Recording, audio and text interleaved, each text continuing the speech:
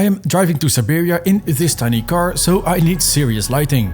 The roads will be dark and in winter I only get a few hours of daylight. I'm using an affordable LED bar and 2 floodlights from Auxbeam. This 22-inch 180-watt LED bar gives the best balance between power and long-distance light. The 2 30-watt floodlights light up the sides of the road so I can see animals or snow walls next to me. With a 2 kilowatt power station and a 4 kilowatt watt cycle battery, my alternator already works hard, so I was slightly limited in the size of the LED bar. Installing all this on a tiny car with almost no space was definitely not an easy feat. On the first day, we wired the cables through the firewall together with some other cables for the Victron charger. I take off the wipers and plastics to reach a potential opening through the firewall. Okay, I found something that is going to save the day, and I'll show you. Look, yes. There is a tiny bulge which we cracked and made a cross in. It's flexible and we can put all the power cables in there at once. So all of these here on the floor. We didn't think that was possible, but it didn't go very smooth, but that's a good thing. We don't want the opening to be too wide for obvious reasons. I used some soap to slide the cables through easily.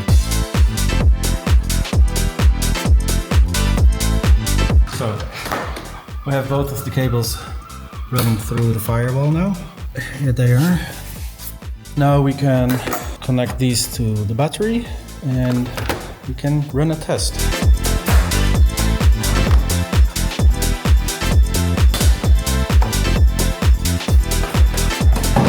So one came with this switch and the other came with a push button. So we're gonna modify that. So I bought some new switches. This one is blue, yellow, red or white.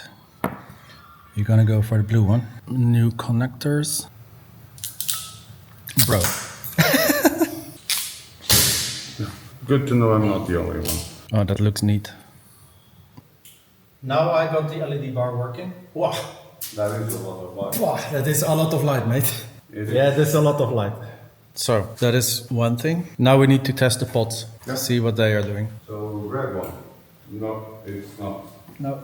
I was waiting for something to happen, but nothing happened. Yeah, so the pods don't work. We're gonna swap the relays because it's likely the relay for the pods is broken. So this is the broken relay, yeah? And this is the good relay.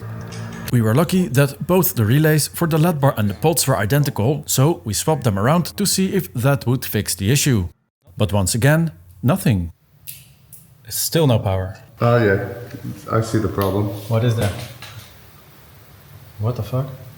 It got pinched somewhere. I don't know, maybe it could have been us again. Yeah, that's one way of making sure things don't work. Since the wiring was already in place, it was time to think about how to mount the lights. I honestly had no clear plan, so it turned into a bit of trial and error. Seeing the LED bar in the middle at this height looked perfect to me. So I took off the license plate and mounted that aluminium bull bar to hold the LED bar. But once it was installed, it had way too much movement. And the backside was even rubbing against the paint, so that option was out. Mounting it on the roof bars was possible too, but without the roof bars I'd have no lighting at all. Putting it behind the grill would block cooling on long summer trips, so none of these options worked the way I needed. Another day, new opportunities, but this time we finally had a plan. We bought an L-shaped metal bracket and cut it to size. The idea was to mount it behind the bumper directly against the chassis. That way we could attach the LED bar mounting points to that bracket and get much more freedom in positioning. For the lower mount we had to use 2 extensions because there was simply no other way to do it while keeping the bumper intact. This really isn't the kind of car that makes installations like this easy, but in the end we still managed to make it work. Huh. Go ahead. Oh yeah, oh yeah. Nice.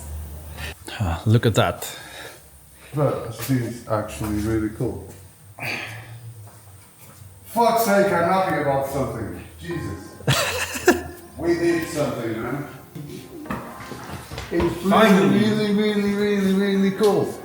Took some effort, but then we need to align them slightly so they point somewhere. I just put them on. And look at that, this is fantastic, so much light. It was a real challenge to get everything mounted, but seeing it like this is awesome. Huge thanks to my friend Thiago, because without him this would be impossible. If you enjoyed this video, be sure to hit that like and subscribe button, and I'll see you again in the next video.